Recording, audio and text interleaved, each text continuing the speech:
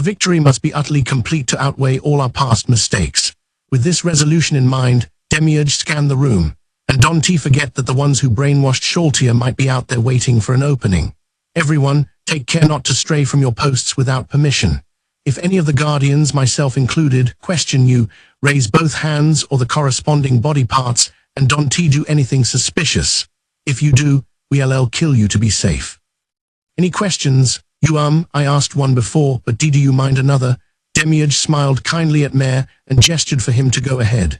So I don't think Sebas has a world item like the rest of us. Is that all right? It seems like Lord Aints wishes for him to act as bait. It would be great if the enemy would bite. Albedo is already standing by in the throne room to monitor the situation. Oh, and those who can use message should take special care to refrain from acting independently. I am overseeing the operation, so if any issues arise, come to me, and I've briefed Mare on the entire plan, so if I am unreachable for some reason, he should be able to strategically fill in. And what about me? Sorry, Sholtia. As I mentioned before, we're placing you on standby since we can fully trust you. Yes, we're worried about blood frenzy. Fine, understood. Once phase 1 is complete, we'll proceed to phase 2. I'll explain it now. This is important, so I want you all to listen carefully. A shadow demon drifted into view from the darkness behind Demiurge and whispered the intelligence it had acquired. Really? That's awfully sudden, but I guess there's nothing we can do about it. The new information bothered him, but he couldn't ignore it. Sorry, Mare. According to the latest news, we have one more 8 Fingers base to raid. Apologies, but I'd like to change your target. I am sure you can handle it on your own, but just in case, I'll have Intoma go with you. Oh, okay. Leave it to me. Excellent. We can go over the finer points later, but while I have everyone here, I will lay out the process of Phase 2 Gehenna. This will be our most important operation in the capital, so please give me your undivided attention. Chapter 8 The Six Arms. It was late fire moon September at 9:51 p.m. In the kingdom, people generally went to bed with the setting sun. Setting up most sources of light cost money. As a result, the inhabitants of villages with many poor households ended up having rather healthy lifestyles. In urban areas, however, elements not present in the countryside came into play. The fancy pleasure quarters cast the difference in especially sharp relief. Many types of establishments and residents suddenly became active after nightfall, as if they were nocturnal beasts. But Climax's destination was not such an area. Rather than a neighborhood shining brightly at night, it seemed more like an underworld enveloped in darkness. Climb walked down the quiet alley in silence, carrying no light. He advanced along the dark back street without illumination. His helmet carried the same effects as the helm of night vision. It worked for about 15 yards ahead. His view through the thin visor was clear as midday. Additionally, his mithril full-plate armor didn't make much noise, unlike steel plate. The magic it was enchanted with made it even quieter. It didn't make even the slightest clink. Extremely sharp ears or the skills of a talented thief would be needed to hear him, even from nearby. That's why he was on the preliminary reconnaissance team. As he exited the alley, his destination came into view. A high barrier surrounded the area, walling it off. It reminded him of a jail or fortress. It made one wonder what kind of illegal activities were taking place inside. Even the illumination spells fixed to each side of the gate couldn't erase that image. Climb couldn't see the target building from where he was, but according to their intelligence, it was on the other side of the wall. That's it all right. No doubt about it, Climb murmured as he crouched down. A voice answered from the empty space right next to him. Yeah, from the location and the vibes, it does seem to be the spot. Still, I'll go do some preliminary recon, said the former Orichalcum rank thief adventurer. Brain responded, be careful. Don't forget that even if you're invisible, some warriors can see through that. Of course, our enemy is the 8 Fingers. We need to proceed cautiously, assuming that their side has thieves as capable as me or casters. Okay, you two, pray I don't mess this up. With that, the nearby presence faded away. Climb and Brain couldn't hear the ex-adventurer even if they tried. Someone who possessed the same level of skill as he did might have been able to pick up the dry click of footsteps heading toward the building. Only Climb and Brain remained. They left the other squad members behind because they weren't geared for stealth. Full plate armor was noisy and would have announced their position to the enemy. But they couldn't very well strip off their armor heedlessly just to approach the enemy when they were fully anticipating combat. That's how the duty fell upon these two. Of course, they were both warriors, unable to mimic thieves, but because of Clime's enchanted armor and Brain's martial arts, they could operate in the dark. This just barely qualified them to come along. From here on out, it was certainly a job for a professional. They had run the risk of coming so close to the compound to judge whether to attack or escape. This depended on whether the thief's infiltration failed and the enemy strengthened their defenses.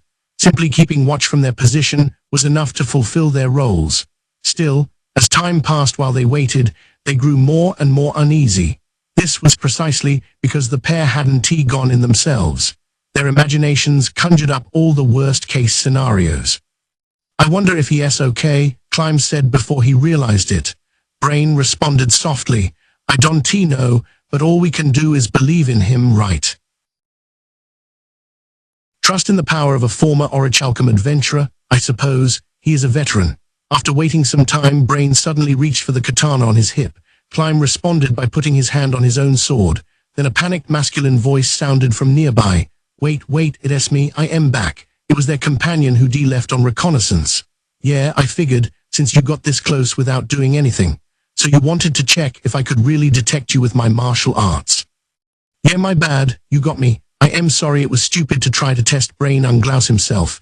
"No worries, I might have done the same thing if I were you. More importantly, can you tell us what you found out?" The air next to Climb shifted, like someone had sat down. It was a strange feeling to know someone was there but not see them. "First, I think this facility might be used for training. There's a large yard over the wall that feels like a proving ground." I took only a cursory look at the building, but it has many private compartments. It must belong to the Eight Fingers Security Division. There was an area I couldn't get near because it was so well guarded. We've got a really bad situation, Climb. Then the man became extremely tense. I learned two major things inside. First, there are cells, and a woman is being held there. Second, there are people who match the descriptions of the Six Arms. Setting aside the woman, the Six Arms members being present was not unexpected. So what's the problem? But Clime's question was answered immediately when Brain asked, "How many were there?" "Sounds like more than one. 5. When you take into account that the illusion maniac has been captured, they were all here." In short, no amount of strategy would help them overcome this. They gotten the worst pick of the lot. However, that's horrible, but it's also kind of great. If every member of the Six Arms is here, the other locations should fall pretty easily. That was the clearest silver lining. So what should we do? There's nothing we can do. It's impossible for us to take this place down. We'll withdraw. Is that okay with you, Climb? It's not good, but we have no choice. If the Six Arms are all here, it means either that this is their base, or that there's something important to them here. It would be a shame to withdraw without figuring that out, but I don't think we should attempt anything beyond our abilities. You're right. Then should I go back in to see if I can at least find some documentation or something to take back with us? No, it's too dangerous. It's smarter to withdraw now, while they still haven't realized we're here. What do you think? Yeah, I agree. Then what should we do now? Help capture the other locations? That would be the most useful thing to do. Could you first report to the men we left behind? We'll stand by here to make sure no one comes after you. We should be fine, but it never hurts to be cautious. I am off then, thanks guys. The thief, whose invisibility hadn't completely worn off, marched past Climb and Brain with intentionally audible footsteps. He then headed toward the rest of the squad. Seems quiet, Climb. Yeah, should we withdraw to join the others and move to a new location? I guess so, huh? Climb, look over there. When Climb turned in the direction Brain pointed, he saw the man they met yesterday approaching the building they were staking out. Is that Sir Sebas? What's he doing here? I can imagine it's a coincidence. I wonder if something happened. He can be with them, right? I want to say that it's impossible. You don't really think that either, do you? No, it can be. Maybe if he were insanely good at acting, but I didn't get that sense from him. Why don't we try talking? Right as he was saying that, Sebas' gaze turned right toward them. Climb and Brain, were keeping watch on the building, so they were lurking in the dark, a short distance away. It should have been difficult to detect them. There was a possibility that Sebas only happened to look their way, but Climb could declare with certainty that was not the case. Sebas jogged over. His speed was unnatural. He seemed to be accelerating as he closed the distance, as if he were teleporting forward with each blink of their eyes. He was just running normally, but his agility was so extraordinary that their brains failed to register it. Then he dove into the alley. More accurately, he entered the alley by leaping over the two of them who were lying down in the opening. If it isn't you two, what a coincidence to meet you in such a place. What's going on? That's our line. We were hiding out here to raid that Eight Fingers building. Just the two of you? No, there are more in the rear. Sebas gave a slight nod. I see. Climb asked, what are you doing here, Sir Sebas? Is there something you need to do in this building? Yes. Actually, the woman I was telling you about yesterday, the one I saved, has been kidnapped. The perpetrators summoned me, so here I am. Really? Our squad mate, who scouted the place, reported that a woman was being held inside. And where is he? He should be back any minute now. Oh, good timing. The former adventurer's invisibility had worn off, and Brain could see him nearing. He suspiciously eyed the old man, who had suddenly appeared and carried himself with an incongruous elegance. This is Sir Sebas. He helped us capture the illusion maniac. The woman in one of the cells you mentioned is his companion. We just ran into each other here. He is definitely trustworthy, so please rest assured. The thief indicated his understanding and proceeded to detail his observations, especially concerning the prisoner. After hearing what he had to say, Sebas answered with deep gratitude. Aha, understood, thank you. Now it will be easier to save her. Don't mention it, sir. Incidentally, we were all ready to withdraw. The thief looked at Sebas awkwardly. They felt guilty that they were retreating even though the man's acquaintance was being held captive. Sir Sebas, 5 of the 6 arms, the strongest members of the 8 fingers, are inside. Can you defeat them? The thief frowned at Climb's question. Climb understood why quite well. The 6 arms were powerful on par with adamantite rank adventurers. He probably thought there was no way Sebas could take 5 of them. But Sebas gave a quick nod. It shouldn't be a problem if the 5 are like that Succuron fellow. Blinking in shock, the thief pulled Climb and Brain a short distance away and eyed Sebas with pity. He asked Climb, is that man insane, by any chance? Anyone who heard what Sebas had just said would have reached the same conclusion, and that was only natural. After realizing how strong adamantite rank adventurers were, it was no wonder.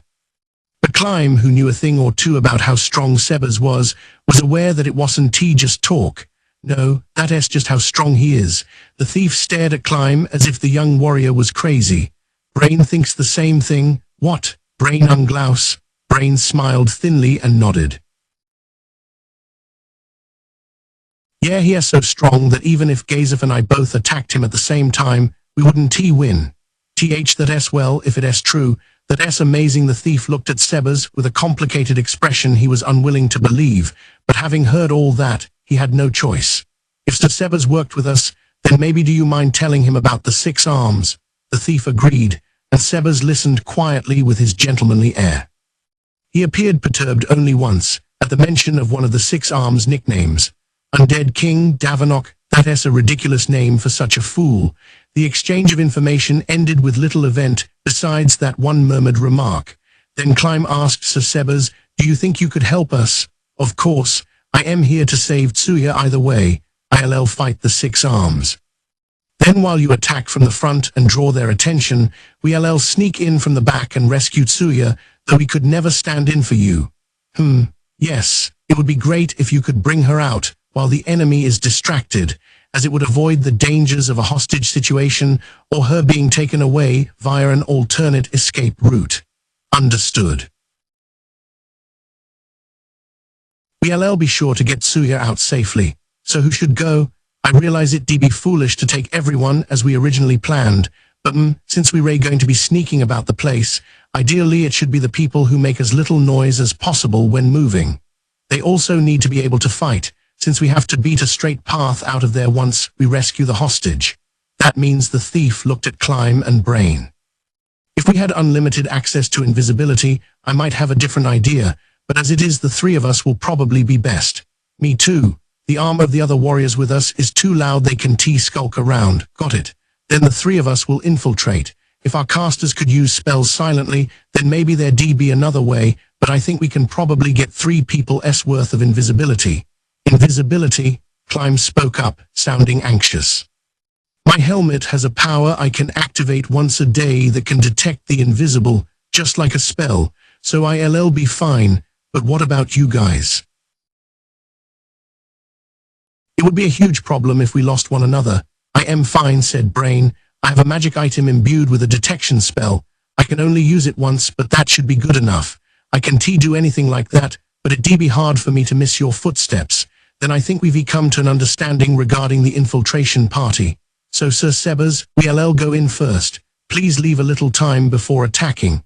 Thank you very much. Climb and Brain got flustered as grey-haired Sebas bowed. There was no reason such a powerful man should bow to them. Just as they had during the raid on the brothel, they felt like they were practically taking advantage of him. No, please don't mention it, said Sebas. We came here to raid this place, but somehow, you're the one who's going to be taking on the 6 arms. We're the ones who should be grateful to you. Then the feeling is mutual, said Sebas. They couldn't detect any rancor in Sebas' bright smile. Relieved, Climb stood up. Then let us pull back for a minute to get that spell cast on us. Late Fire Moon, September 10:15 p.m. After waiting a little while, although he had still left a few minutes earlier than the designated time, Sebas stood before the gate. He could see through the bars, but trees kept him from getting a good view. Hey, right on time, eh? A gravelly voice commented. A man appeared from between the trees. Of course, Sebas had known all along that the man was there. He deactivated an ability that could detect all signs of life in the area. It wouldn't always pick up someone using a concealment skill, so it was dangerous to rely on it completely. But it was useful to an extent. This way, follow me. The man opened the gate, and Sebas followed him down a garden path. The 8 Fingers garden wasn't as overgrown as one might expect of an underworld organization. On the contrary, the trees were neatly pruned. They must have been employing a rather skilled gardener. As they walked down the path, a large area appeared before them. It was a training ground. Several fires blazed in beacon baskets. The bright red flames illuminated the surrounding area. A group of 30 people, men and a few women, had been waiting for him. They smirked vulgar smiles that showed they were drunk on violence and that the idea of losing had not once crossed their minds. Sebas took in the open space. There was not a single person he could count as a proper adversary. However, he did spot the 6 arms who Climb had spoken of. One wore a robe with a hood. It was dyed black, and the hems were embroidered with crimson thread to suggest flames. The figure's face was obscured by the hood. Its presence was not overflowing with life, it was the exact opposite. The undead moniker was clearly not a figure of speech. His alias came from his status as a literal undead. The sole female member of the 6 arms looked nimble, dressed in her light silk. She wore gold bangles on her wrists and ankles. They jangled whenever she moved. 6 scimitars hung from the belt around her waist. The next man was elegant and attractive. He wore a trage de luces, and his weapon was a rapier. The blade appeared to be jutting out of a rose. It smelled like roses, too. The last man had girded himself with rugged full-plate armor and had a sword squarely in its sheath. In total, there were 4. The enemy leader, Zero, was nowhere to be found.